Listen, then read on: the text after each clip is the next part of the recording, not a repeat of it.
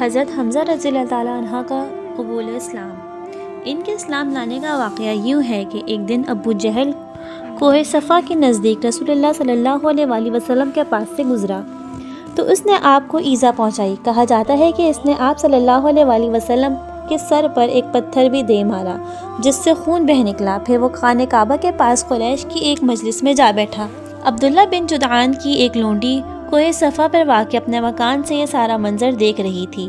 تھوڑی دیر بعد حضرت حمزہ کمان حمائل کی شکار سے واپس تشریف لا رہے تھے تو اس نے سارا واقعہ کہہ سنایا۔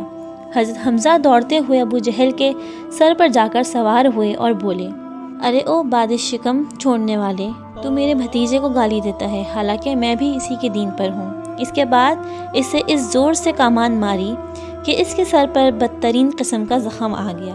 اس پر دونوں قبیلے بنو مخزوم اور بنو ہاشم ایک دوسرے کے خلاف بھڑک اٹھے، مگر ابو جہل نے یہ کہہ کر معاملہ ٹھنڈا کر دیا کہ ابو عمار یعنی حضرت حمزہ کو جانے دو، میں نے واقعی اس کے بھتیجے کو بہت بری گالی دی تھی۔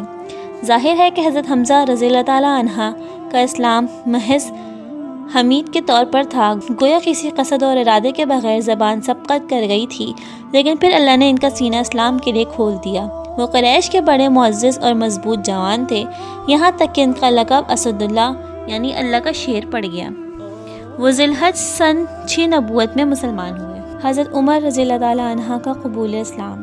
حضرت حمزہ رضی اللہ تعالیٰ عنہ کے اسلام لانے کے 3 ہی دن بعد حضرت عمر رضی اللہ تعالیٰ عنہ بھی مسلمان ہو گئے۔ وہ اسلام لانے سے پہلے مسلمانوں کے خلاف بہت ہی سخت گیر تھے۔ ایک رات رسول اللہ صلی اللہ علیہ وآلہ وسلم خانہ کعبہ کے پاس نماز پڑھ رہے تھے کہ حضرت عمر نے چھپ کر چند آیتیں سن لیں۔ ان کے دل میں آیا کہ یہ حق ہے، لیکن اپنے عناد پر قائم رہے، حتیٰ کہ ایک روز رسول اللہ صلی اللہ علیہ وآلہ وسلم کا کام تمام کرنے کی نیت سے تلوار لے کر نکل پڑے۔ راستے میں ایک آدمی سے ملاقات ہو گئی۔ اس نے پوچھا، عمر کہاں کا ارادہ ہے؟ بولے، محمد کو قتل کرنے جا رہا ہوں۔ اس نے کہا، محمد صلی اللہ علیہ وآلہ وسلم کو قتل کر کے بنو ہاشم اور بنو زہرہ سے کیسے بچ سکو گے؟ عمر نے کہا، معلوم ہوتا ہے کہ تم بھی بے دین ہو چکے ہو۔ اس نے کہا، عمر حیرت کی بات نہ بتاؤں، تمہارے بہن بہنوئی بھی تمہارا دین چھوڑ چکے ہیں۔ یہ سن کر حضرت عمر رضی اللہ تعالیٰ عنہ نے شدید غصے کی حالت میں بہن بہنوئی کے گھر کا رخ کیا۔ وہاں حضرت خباب بن ارت رضی اللہ تعالیٰ عنہ سورہ طٰہٰ پر مشتمل ایک صحیفہ پڑھا رہے تھے۔ حضرت عمر رضی اللہ تعالیٰ عنہ کی آہٹ سنی تو وہ گھر کے اندر چھپ گئے اور ان کی بہن نے صحیفہ چھپا دیا۔ اندر پہنچتے تو پوچھا، یہ کیسی بھنبھناہٹ تھی جو میں نے تم لوگوں کی زبانی سنی؟ انہوں نے کہا، کچھ بھی نہیں، بس ہم آپس میں باتیں کر رہے تھے۔ حضرت عمر رضی اللہ تعالیٰ عنہ نے کہا، غالباً تم دونوں بے دین ہو چکے ہو۔ بہنوئی نے کہا، اچھا عمر یہ بتاؤ، اگر حق تمہارے دین کے ماسوا میں ہو تو؟ اتنا سننا تھا کہ حضرت عمر اپنے بہنوئی پر چڑھ بیٹھے اور انہیں بری طرح کچل دیا۔ بہن نے لپک کر انہیں اپنے شوہر سے الگ تو بہن کو ایسا چانٹا مارا کہ چہرہ خون آلودہ ہو گیا۔ بہن نے جوش و غضب میں کہا، عمر اگر حق تیرے دین کے ماسوا میں ہو تو میں گواہی دیتی ہوں کہ اللہ کے سوا کوئی عبادت کے لائق نہیں، اور میں گواہی دیتی ہوں کہ محمد صلی اللہ علیہ وآلہ وسلم اللہ کے رسول ہیں۔ اس پر حضرت عمر رضی اللہ تعالیٰ عنہ کو مایوسی اور ندامت ہوئی اور انہوں نے کہا، تمہارے پاس جو کتاب ہے ذرا مجھے بھی دو، میں بھی پڑھوں۔ بہن نے کہا، تم ناپاک ہو اور اسے صرف پاک لوگ ہی چھو سکتے ہیں، اٹھو غسل کرو۔ انہوں نے غسل کیا، پھر کتاب لی اور بسم اللہ الرحمن الرحیم پڑھی۔ کہنے لگے، یہ تو بڑے پاکیزہ نام ہیں۔ اس کے بعد سورہ طٰہٰ میں سے اس آیت کی قرأت کی۔ کہنے لگے، یہ تو بڑا عمدہ اور بڑا محترم کلام ہے، مجھے محمد کا پتہ بتاؤ۔ یہ سن کر حضرت خباب رضی اللہ تعالیٰ عنہ باہر آ گئے۔ کہنے لگے، عمر خوش ہو جاؤ، مجھے امید ہے کہ رسول اللہ صلی اللہ علیہ وآلہ وسلم نے جمعرات کی رات تمہارے متعلق جو دعا کی تھی کہ اے اللہ، عمر بن خطاب اور ابو جہل بن ہشام میں سے جو تیرا محبوب ہو اس کے ذریعے سے اسلام کی قوت پہنچا دے، یہ وہی ہے۔ پھر بتلایا کہ اس وقت رسول اللہ صلی اللہ علیہ وآلہ وسلم کوہ صفا کے پاس دار ارقم میں ہیں۔ حضرت عمر رضی اللہ تعالیٰ عنہ وہاں سے نکل کر دار ارقم کے پاس آئے اور دروازے کو دستک دی۔ ایک آدمی نے دروازے سے جھانکا تو دیکھا کہ عمر تلوار حمائل کیے موجود ہیں۔ لپک کر رسول اللہ صلی اللہ علیہ وآلہ وسلم کو اطلاع دی اور سب لوگ سمٹ کر یکجا ہو گئے۔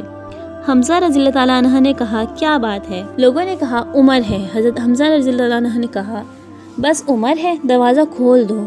اگر وہ خیر کی نیت سے آیا ہے تو ہم اسے خیر عطا کریں گے، اور اگر کوئی برا ارادہ لے کر آیا ہے تو اس کی تلوار سے اس کا کام تمام کر دیں گے۔ ادھر رسول اللہ صلی اللہ علیہ وآلہ وسلم اندر تشریف فرما تھے۔ آپ پر وحی نازل ہو رہی تھی۔ وحی نازل ہو چکی تو اندر سے بیٹھک میں تشریف لائے اور تلوار سمیت حضرت عمر رضی اللہ تعالیٰ عنہ کا کپڑا پکڑ کر سختی سے جھٹکتے ہوئے فرمایا، عمر، کیا تم اس وقت تک باز نہیں آؤ گے جب تک کہ اللہ تم پر اب بھی ویسے ہی ذلت اور رسوائی اور عبرتناک سزا نازل فرمائے جیسے ولید بن مغیرہ پر نازل ہو چکی ہے؟ یا اللہ، یہ عمر بن خطاب ہے۔ یا اللہ، اس عمر بن خطاب کے ذریعے سے اسلام کو عزت و قوت عطا فرما۔ حضرت عمر نے کہا، میں گواہی دیتا ہوں کہ اللہ کے سوا کوئی عبادت کے لائق نہیں اور آپ اللہ کے رسول ہیں۔ اس پر گھر کے اندر موجود صحابہ کرام رضی اللہ تعالیٰ عنہ نے زور سے تکبیر کہی کہ اس کی گونج مسجد حرم والوں تک پہنچ گئی۔ حضرت عمر اس قدر شہزور تھے کہ کوئی ان کا رخ نہ کرتا۔ چنانچہ جب وہ مسلمان ہوئے تو قریش کا جو آدمی رسول اللہ صلی اللہ علیہ وآلہ وسلم کی عداوت اور مسلمان کی اظہار رسائی میں سب سے سخت تھا، یعنی ابو جہل، حضرت عمر اس کے پاس گئے اور دروازے کو دستک دی۔ وہ باہر آیا اور دیکھ کر بولا، خوش آمدید، کیسے آنا ہوا؟ بولے، اس لیے آیا ہوں کہ تمہیں بتاؤں کہ میں اللہ اور اس کے رسول محمد پر ایمان لا چکا ہوں۔ یہ سنتے ہی اس نے دروازہ بند کرتے ہوئے حضرت عمر رضی اللہ تعالیٰ عنہ سے کہا، اللہ تیرا برا کرے اور جو کچھ تو لے کر آیا ہے اس کا بھی برا کرے۔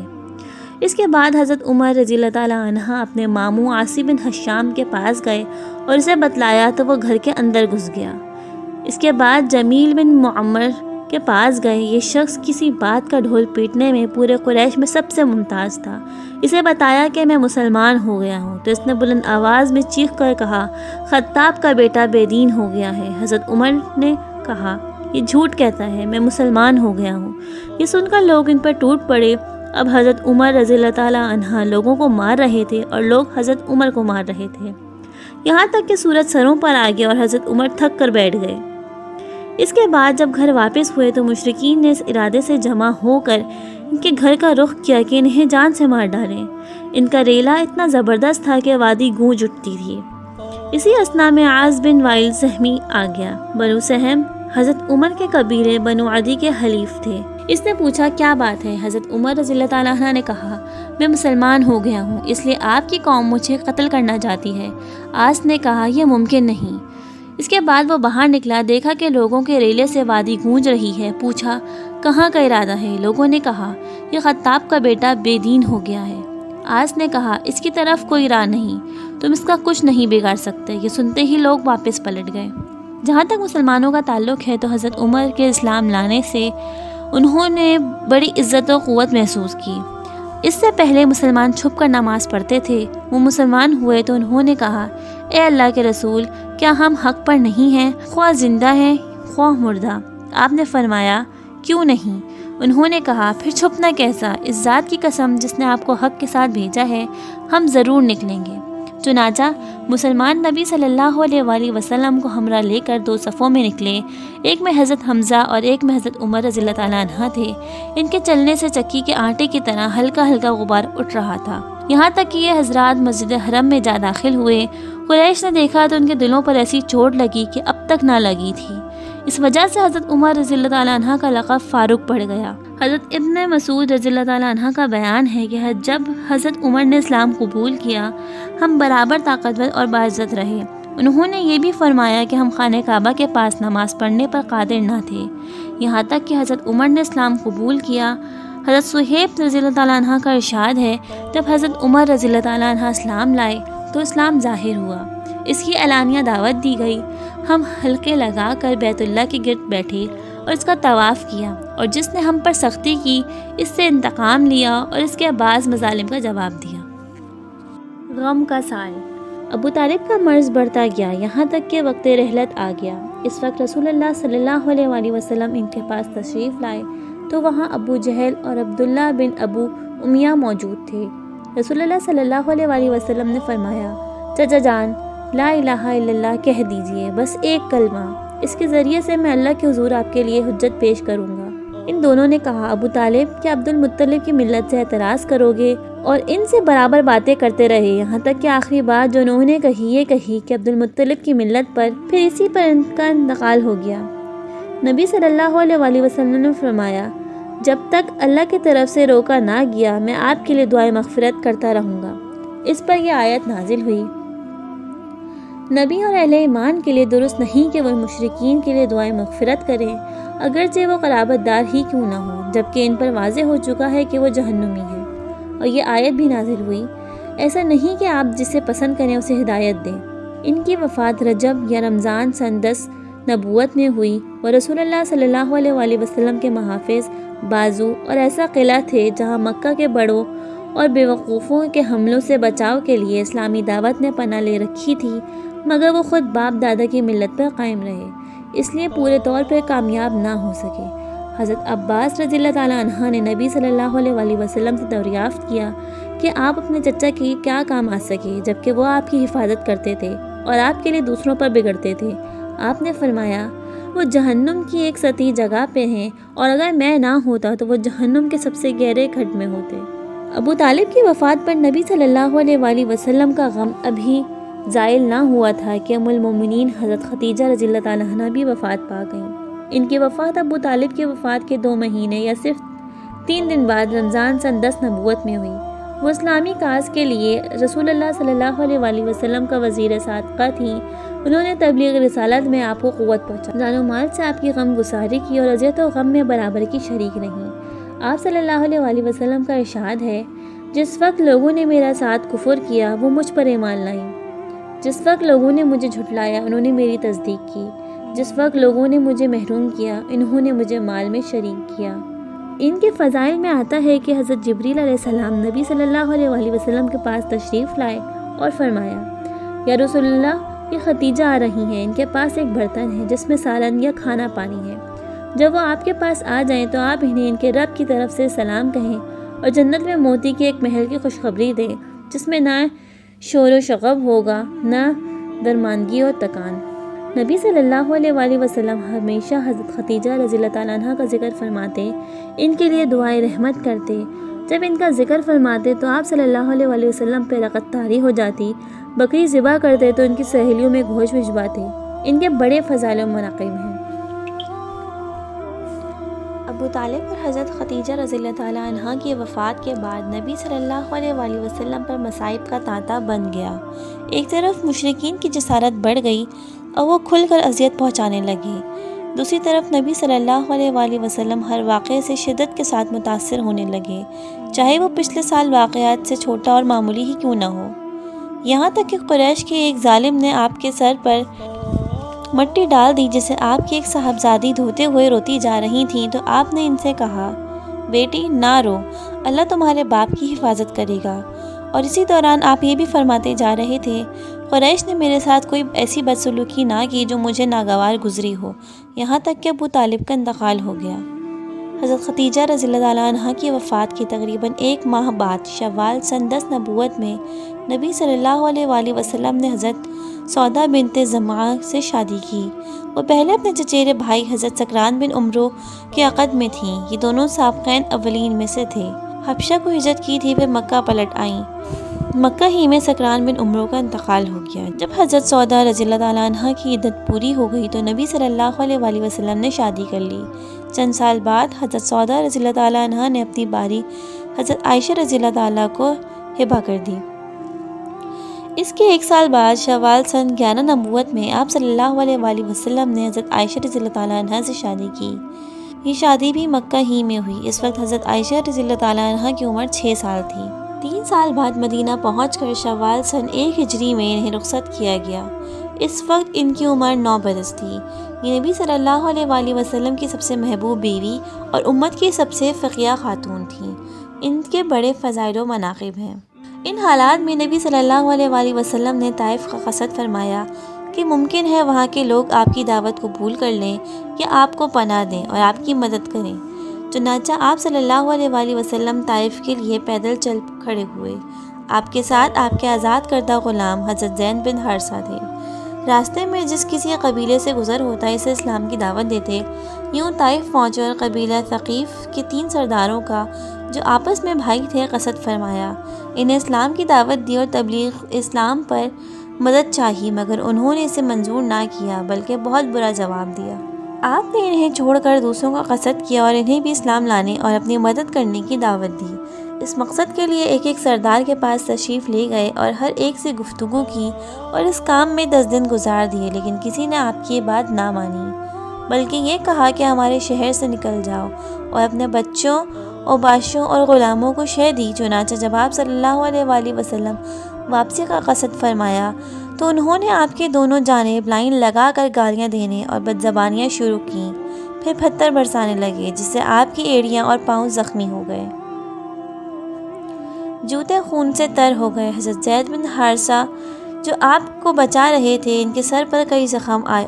صفاقی کا یہ سلسلہ یہاں تک جاری رہا کہ آپ کو ایک باغ میں پناہ لینی پڑی۔ یہ باغ طائف سے 3 میل کے فاصلے پر واقع تھا۔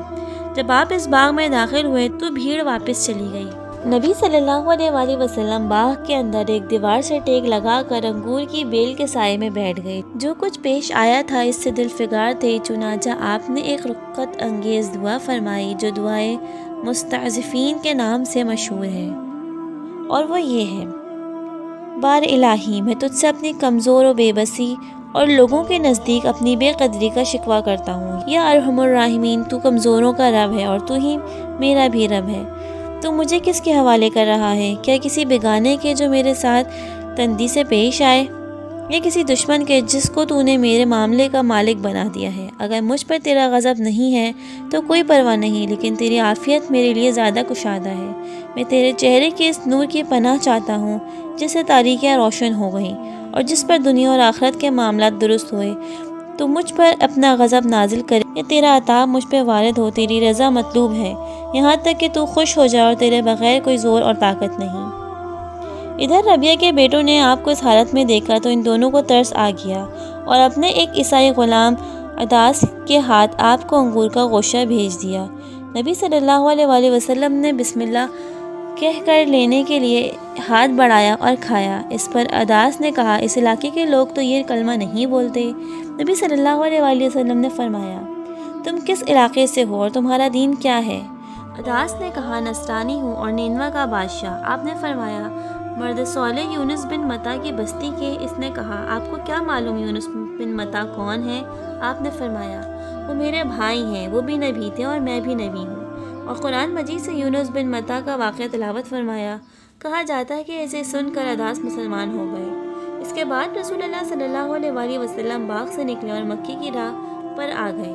آپ غم و عالم سے دل فگار تھے۔ قرآن منازل پہنچے تو ایک بادل نے سایہ کیا جس میں حضرت جبریل علیہ السلام تھے اور ان کے ساتھ پہاڑوں کا فرشتہ تھا۔ آپ صلی اللہ علیہ وآلہ وسلم نے سر اٹھایا تو حضرت جبریل علیہ السلام نے آپ کو پکارا اور عرض کیا، اللہ نے آپ کے پاس پہاڑوں کا فرشتہ بھیجا ہے، آپ اسے جو چاہیں حکم دیں۔ اس کے بعد پہاڑوں کے فرشتے نے سلام کیا اور کہا، اے محمد، بات یہی ہے، اب آپ جو چاہیں، اگر چاہیں تو میں 2 پہاڑوں کے درمیان پیس دوں۔ یہاں 2 پہاڑوں کے لیے اخشبین کا لفظ استعمال ہوا ہے جو مکہ کے 2 پہاڑ ابو قبیس اور اس کے سامنے والے پہاڑ کے لیے بولا جاتا ہے۔ آپ صلی اللہ علیہ وآلہ وسلم نے فرمایا، امید ہے اللہ عزوجل ان کی پشت سے ایسی نسل پیدا کرے گا جو صرف ایک اللہ کی عبادت کرے گی اور اس کے ساتھ کسی کو شریک نہ ٹھہرائے گی۔ یہ مدد آئی تو رسول اللہ صلی اللہ علیہ وآلہ وسلم کے دل سے غم و عالم کے بادل چھٹ گئے۔ آپ نے مکہ کے راستے پر مزید پیش و رفت فرمائی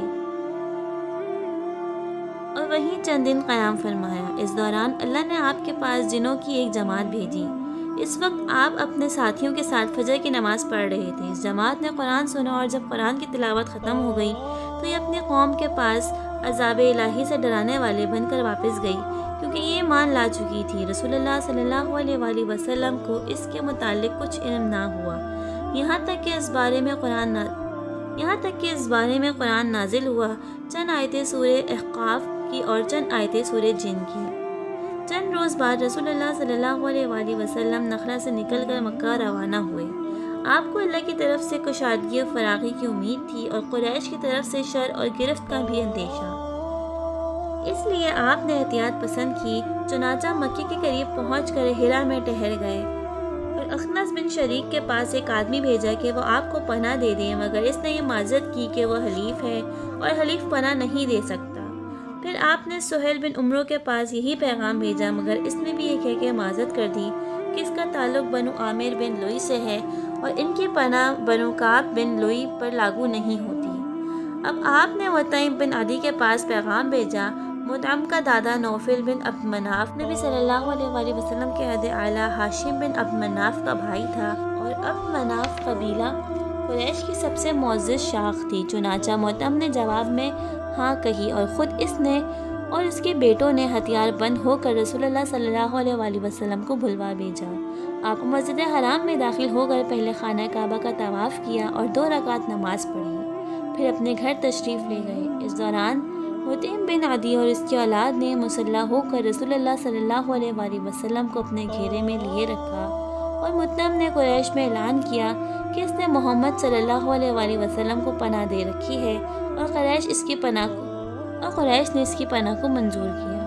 مشرکین کے تقاضوں میں ایک بات یہ بھی تھی کہ وہ عاجز کرنے کے لیے عنایت کے طور پر رسول اللہ صلی اللہ علیہ وآلہ وسلم سے نشانیاں طلب کرتے تھے، اور مختلف اوقات میں کئی بار انہوں نے یہ مطالبہ کیا۔ چنانچہ ایک بار وہ مسجد حرام میں جمع ہوئے، باہم مشورہ کیا، پھر نبی صلی اللہ علیہ وآلہ وسلم کو بلوا بھیجا کہ آپ کی قوم کے اشراف آپ سے بات کرنے کے لیے اکٹھے ہوئے ہیں۔ چونکہ نبی صلی اللہ علیہ وآلہ وسلم ان کی رشد و ہدایت کے بہت زیادہ خواہش مند تھے، جیسا کہ اللہ نے فرمایا ہے، اگر وہ لوگ اس بات پر ایمان نہ لائے تو شاید آپ ان کی خاطر اپنے آپ کو افسوس کے سبق ہلاک کر ڈالیں گے۔ چنانچہ آپ صلی اللہ علیہ وآلہ وسلم ان کے اسلام لانے کی امید باندھے جلدی سے تشریف لائے۔ انہوں نے کہا، آپ ہمیں بتلاتے ہیں کہ آپ پیغمبروں کے پاس نشانیاں تھیں۔ حضرت موسیٰ علیہ السلام کے لیے لاٹھی اور صالح علیہ السلام کے لیے اونٹنی تھی۔ عیسیٰ علیہ السلام مردوں کو زندہ کرتے تھے، تو جس طرح پہلے لوگوں کو نشانیوں کے ساتھ بھیجا گیا تھا تو آپ بھی ہمارے پاس کوئی نشانی لائیں۔ وہ سمجھتے تھے کہ پیغمبروں کی خاصیت یہ ہے کہ وہ جب چاہیں اس طرح کے غرق عادت معجزات لانے پر اس طرح قدرت رکھتے ہیں جس طرح عام لوگ اپنی طبعی اعمال پر قدرت رکھتے ہیں۔ چنانچہ انہوں نے اس مذکورہ مطالبے کے ساتھ یہ تجویز پیش کی کہ آپ صفا پہاڑ کو سونا بنا دیں یا پہاڑوں کو کہیں اور لے جائیں اور اس علاقے کو ہموار زمین میں تبدیل کر دیں اور اس میں نہر جاری کر دیں، یا جو ہمارے آباء و اجداد گزر چکے ہیں انہیں زندہ کر دیں، تاکہ وہ شہادت دیں کہ آپ رسول ہیں۔ ارشاد باری تعالیٰ ہے، اور انہوں نے کہا، ہم آپ پر ہرگز ایمان نہ لائیں گے یہاں تک کہ آپ ہمارے لیے زمین سے چشمہ جاری کر دیں، یا آپ کے لیے کھجور اور انگور کا باغ ہو جس کے درمیان آپ نہریں بہا دیں، یا جیسا کہ آپ کہتے ہیں کہ ہمارے اوپر آسمان ٹکڑے ٹکڑے کر کے گرا دیں، یا اللہ اور فرشتوں کو ہمارے روبرو حاضر کر دیں، یا آپ کے لیے سونے کا گھر ہو یا آسمان پر چڑھ جائیں اور ہم محض آپ کے چڑھنے کو بھی تسلیم نہیں کریں گے یہاں تک کہ آپ ہم پر ایک کتاب اتاریں جسے ہم پڑھیں۔ انہوں نے اس مطالبے کے ساتھ یہ بھی واضح کیا کہ اگر نبی صلی اللہ علیہ وآلہ وسلم ان کی یہ خواہش پوری کر دیں تو وہ اسلام لانے کے لیے تیار ہیں۔ ارشاد باری تعالیٰ ہے، انہوں نے اپنی بھرپور قسموں کے ساتھ اللہ کی یہ قسم کھائی کہ اگر ان کے پاس کوئی نشانی آ گئی تو وہ اس پر ضرور ایمان لائیں گے۔ چنانچہ نبی صلی اللہ علیہ وآلہ وسلم نے اللہ سے دعا کی کہ یہ جو طلب کر رہے ہیں وہ دکھلا دیں۔ آپ کو امید تھی کہ یہ لوگ مسلمان ہو جائیں گے۔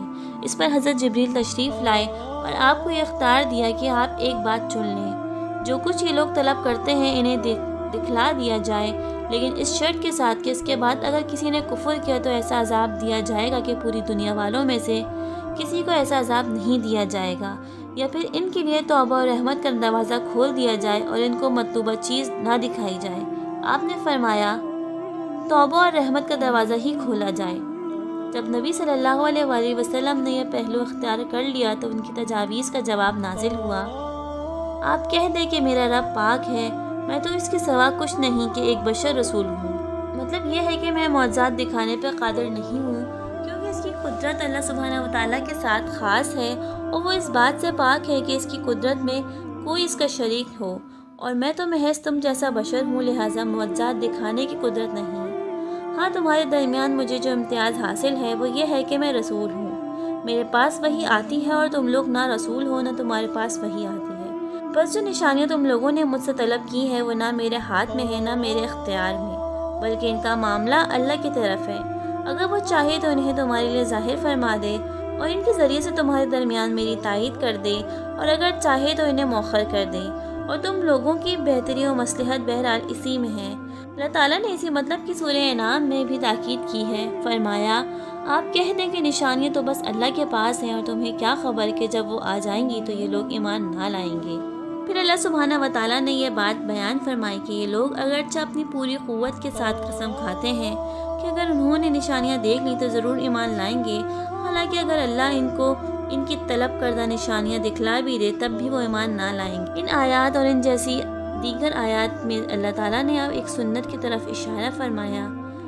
کوئی قوم جب کوئی معین نشانی طلب کرے اور وہ نشانی دکھلا دی جائے پھر بھی ایمان نہ لائے تو پھر اسے ہلاک کر دیا جاتا اور مہلت نہیں دی جاتی، اور اللہ کی سنت میں تغییر و تبدیل نہیں ہے، اور اللہ کو معلوم ہے کہ بیشتر قریش نشانی دیکھنے کے بعد بھی ایمان نہ لائیں گے، اس لیے اللہ تعالیٰ نے ان کی تجویز کردہ نشانیوں میں سے کوئی نشانی نہیں دکھلائی۔ جب قریش نے دیکھا کہ رسول اللہ صلی اللہ علیہ وآلہ وسلم نے ان کی طلب کردہ مخصوص نشانیوں میں سے کوئی بھی نشانی پیش نہیں کی تو انہوں نے سمجھا کہ آپ کو عاجز اور خاموش کرنے کا بہترین ذریعہ یہ ہے کہ آپ سے نشانی طلب کی جائے۔ اس سے عوام کو بھی باور کرایا جا سکتا ہے کہ آپ رسول اللہ نہیں ہیں بلکہ سخن ساز ہیں۔ چنانچہ انہوں نے ایک قدم اور آگے بڑھایا اور طے کیا کہ آپ سے بلا تعین کوئی بھی نشانی طلب کی جائے تاکہ لوگوں پر آپ کی بے بسی واضح ہو جائے اور وہ آپ پر ایمان نہ لائیں۔ چنانچہ وہ لوگ آپ کے پاس آئے اور کہا، آخر کوئی نشانی بھی ہے جس سے ہم جان سکیں کہ آپ اللہ کے رسول ہیں؟ اس پر رسول اللہ صلی اللہ علیہ وآلہ وسلم نے اپنے رب سے سوال کیا کہ انہیں کوئی بھی نشانی دکھلا دیں۔ چنانچہ اللہ نے یہ نشانی دکھلائی کہ چاند پھٹ کر دو ٹکڑے ہو گیا۔ رسول اللہ صلی اللہ علیہ وآلہ وسلم نے فرمایا، گواہ رہو۔ قریش نے یہ نشانی کھلم کھلا واضح طور پر طویل دورانیے تک دیکھی، چنانچہ ان کے ہاتھوں کے طوطے اڑ گئے اور وہ بھوچکا کر رہ گئے لیکن ایمان نہیں لائے۔ کہنے لگے، یہ ابو کبشہ کے بیٹے کا جادو ہے، ہم پر محمد نے جادو کر دیا ہے۔ ایک آدمی نے کہا، اگر اس نے تم پر جادو کر دیا ہے تو سارے لوگوں پر نہیں کر سکتا، مسافروں کا انتظار کرو۔ مسافر آئے، ان سے پوچھا گیا تو انہوں نے کہا، ہاں ہم نے بھی دیکھا تھا، لیکن قریش اپنے کفر پر مصر رہے اور اپنی خواہشات ہی کی پیروی کی۔